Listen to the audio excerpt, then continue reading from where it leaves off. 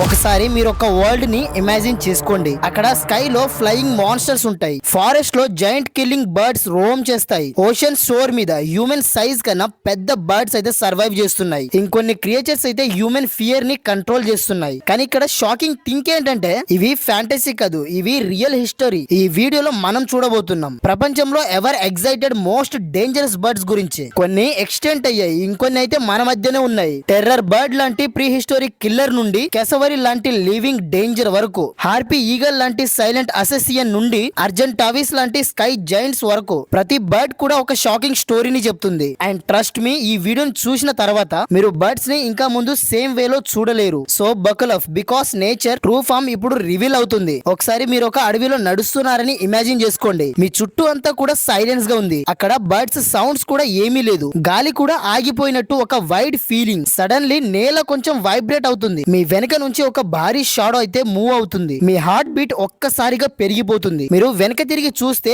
అక్కడ ఒక giant bird, కానీ అది నార్మల్ బర్డ్ కాదు. 10 feet height, sharp eyes, killer bee. అది ప్రీ హిస్టారిక్ వరల్డ్ లో ఉన్న టెర్రర్ బర్డ్. ఈ క్రియేచర్ గురించి విన్నప్పుడు ఫస్ట్ అయితే ఇది ఫ్యాంటసీ అనిపించవచ్చు, కానీ ఇది 100% రియల్ ఎక్స్టింక్టెడ్ అనిమల్. దీన్ని సైంటిఫిక్ గా పోరోస్రాసిడాయి ఫ్యామిలీ అంటారు. ఇవి దాదాపుగా 60 million ఇయర్స్ బ్యాక్ ఎర్త్ మీద అయితే ఉండేవి. సౌత్ అమెరికా రీజియన్ లో ఎక్కువగా కనిపించేవి. మోస్ట్ షాకింగ్ థింక్ ఏంటంటే ఇవి ఫ్లై చేయవు, కానీ గ్రౌండ్ మీద రన్ చేయడంలో చీతా స్పీడ్ కి దగ్గరగా ఉండేవి. ఇవి ఎంత డేంజరస్ అంటే వాటి సైజ్ ఇట్ సెల్ఫ్ ఒక వెపన్ గా ఉంటుంది. 8 నుండి 10 feet వరకు అయితే పెరిగేవి. ఇవి 150 నుండి 300 kgs వరకు వెయిట్ ఉండేవి. స్టాండింగ్ పొజిషన్ లోనే హ్యూమన్ కన్నా చాలా పెద్దగా కనిపించేవి. ఆ బీక్ కూడా చాలా స్ట్రాంగ్ గా ఉండేది, కానీ వాటి రియల్ డేంజర్ వచ్చేసరికి వాటి బీక్ లో ఉంటుంది. ఇవి బోన్ ని కూడా క్రష్ చేయగలిగేది, అంటే ఒక బర్డ్ కాదు, వాకింగ్ కిల్లింగ్ మిషన్ లా ఉండేవి. వీటి హంటింగ్ స్టైల్ కూడా చాలా డేంజరస్. ఇవి లాంగ్ చేసేదే చెయ్యవు, సైలెంట్ గా వెయిట్ చేస్తాయి. ప్రే దగ్గరికి వచ్చినప్పుడు సడన్ గా అటాక్ చేస్తాయి. ఫస్ట్ స్టెప్ సైలెన్స్,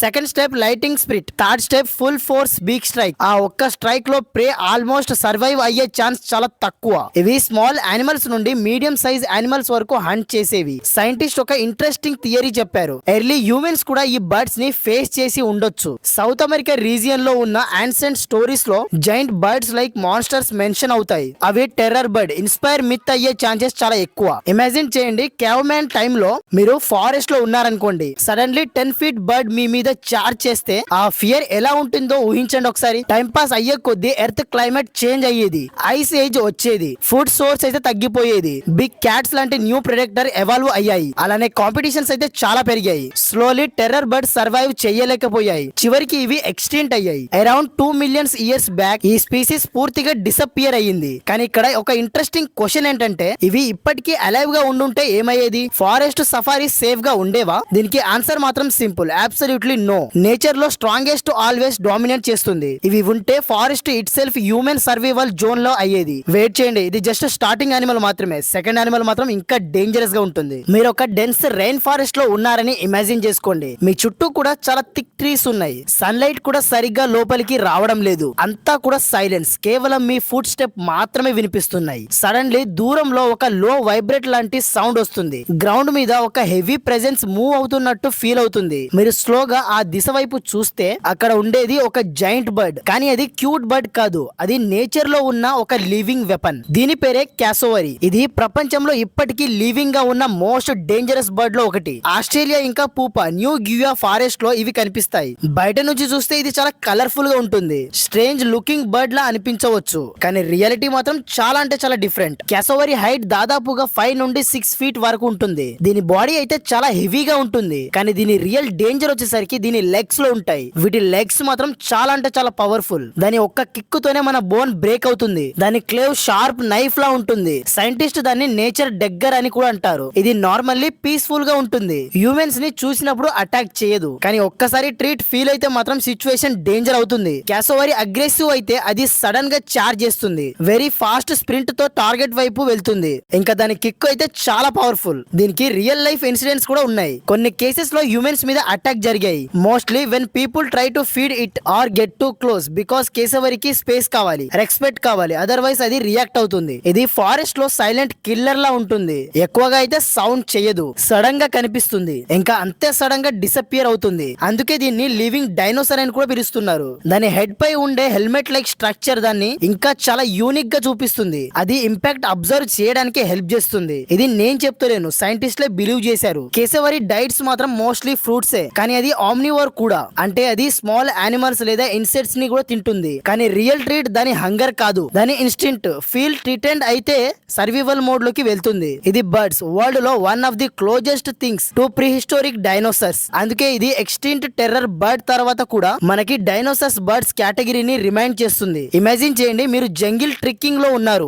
గైడ్ ముందుకు వెళ్తున్నాడు, సడన్లీ బుష్ కదులుతున్నాయి, అక్కడ సైలెన్స్ అయితే పెరుగుతుంది, ఒక జైంట్ షాడో కనిపిస్తుంది, గైడ్ ఒక మాట చెప్తాడు, డోంట్ మూవ్. అదే మన కేసోవరి ప్రెజెన్స్. ఇలాంటి మూమెంట్స్ లో నేచర్ కంట్రోల్ మన చేతుల్లో ఉండదు. కేసోవరి గురించి ఇంట్రెస్టింగ్ థింక్ ఏంటంటే ఇది షై అనిమల్ కూడా, హ్యూమన్ ఇంటరాక్షన్ కూడా అవాయిడ్ చేస్తుంది, కానీ మిస్టేక్ జరిగితే మాత్రం రియాక్షన్ ఎక్స్ట్రీమ్ గా ఉంటుంది. ఇది మనకు ఒక లెసన్ కూడా ఇస్తుంది, వైల్డ్ యానిమల్స్ ని రెస్పెక్ట్ చేయాలి, అలానే డిస్టెన్స్ కూడా మెయింటైన్ చేయాలి. క్యూరియాసిటీ డేంజరస్ అవ్వకూడదు. కేసోవరి వరల్డ్ లో మోడర్న్ టైమ్ లో ఉన్న మోస్ట్ డేంజరస్ బర్డ్ లో ఈ బర్డ్ అయితే టాప్ లిస్ట్ లో ఉంటుంది. ఇది ఎక్స్టింక్ట్ కాదు, ఇది మన కాలంలోనే ఉంది, మనతోనే అదే ప్లానెట్ షేర్ చేస్తుంది. మీరు ఈ యానిమల్ ని చూశారు, కానీ దీని గురించి అంత క్లారిటీగా తెలియదు. మీరు ఓపెన్ స్కై కింద ఉన్నారని ఇమాజిన్ చేసుకోండి. మీరు చుట్టుపక్కల ఎక్కడ చూసినా కూడా blue sky, wind slowly blow అవుతుంది, బర్డ్స్ అయితే చిన్నగా ఫ్లై అవుతున్నాయి, అంతా కూడా చాలా పీస్ఫుల్ గా ఉంది. సడన్లీ ఆకాశంలో ఒక షాడో వస్తుంది. ఫస్ట్ చూసినప్పుడు అది క్లౌడ్ అనిపిస్తుంది, కానీ స్లోలీ అది మూవ్ అవుతుంది.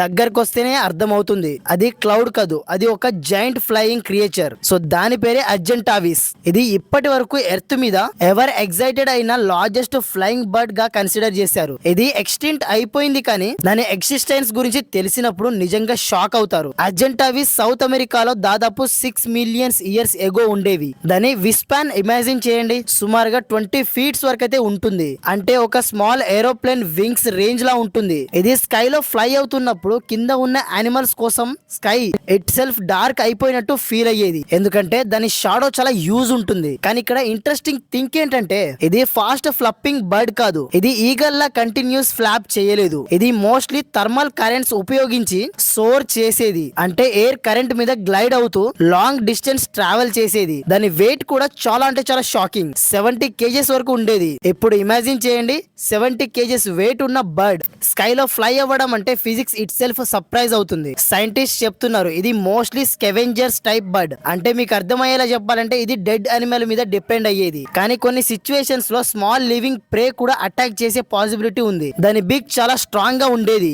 బోన్ ని బ్రేక్ చేయగలిగే స్ట్రెంగ్త్ ఉండేది, కానీ రియల్ పవర్ దాని సైజ్, ఫ్లైటింగ్ ఎబిలిటీ కాంబినేషన్. ఇది స్కై లో ఫ్లై అవుతున్నప్పుడు గ్రౌండ్ యానిమల్స్ చాలా అలర్ట్ గా ఉండేవి, ఎందుకంటే షాడోస్ పడగానే డేంజర్ సిగ్నల్స్ కన్సిడర్ చేసేవి. ఇమాజిన్ చేయండి, ప్రీ హిస్టోరిక్ ప్లేన్స్ లో మీరు ఉన్నారు, సడన్లీ స్కై డార్క్ అవుతుంది, మీరు పైకి చూస్తే ఒక జైంట్ బర్డ్ స్లోలీ సర్కిల్ అవుతుంది. అది అటాక్ ప్లాన్ చేస్తుందా లేదా వెయిటింగ్ ప్లాన్ చేస్తుందా అనేది అస్సలు అర్థం కాదు. అర్జెంటావిస్ హంటింగ్ స్టైల్ కూడా చాలా ఇంట్రెస్టింగ్ గా ఉంటుంది. ఇది స్పీడ్ చేస్ చేయదు, ఇది పేషెన్స్ బేస్డ్ స్ట్రాటజీ యూజ్ చేసేది. గ్రౌండ్ మీద ఆల్రెడీ డెడ్ యానిమల్స్ లేదా వీక్ యానిమల్స్ ఉంటే మాత్రం స్లోలీ డీసెండ్ అయ్యేది. ఇది లివింగ్ టైమ్ లో స్కై వరల్డ్ కింగ్ లా ఉండేవి. ఇది నేను చెప్పడం కాదు, సైంటిస్ట్ డిస్క్రైబ్ చేశారు దీని గురించి. Because it control aerial space like no other birds. కానీ టైం పాస్ అయ్యే కొద్దీ ఎర్త్ క్లైమేట్ చేంజ్ అయ్యిద్ది, లార్జ్ యానిమల్ ఎక్స్టింక్ట్ అయ్యాయి, అండ్ అలానే ఫుడ్ ఎబిలిటీ కూడా చాలా తగ్గిపోయింది. స్లోలీ అర్జెంటావిస్ కూడా సర్వైవ్ చేయలేకపోయింది, and finally it disappeared from earth. కానీ ఇమాజిన్ చేయండి, ఇది ఇప్పటికీ బతికుంటే ఏమయ్యేదో. Sky travel itself different గా ఉండేది.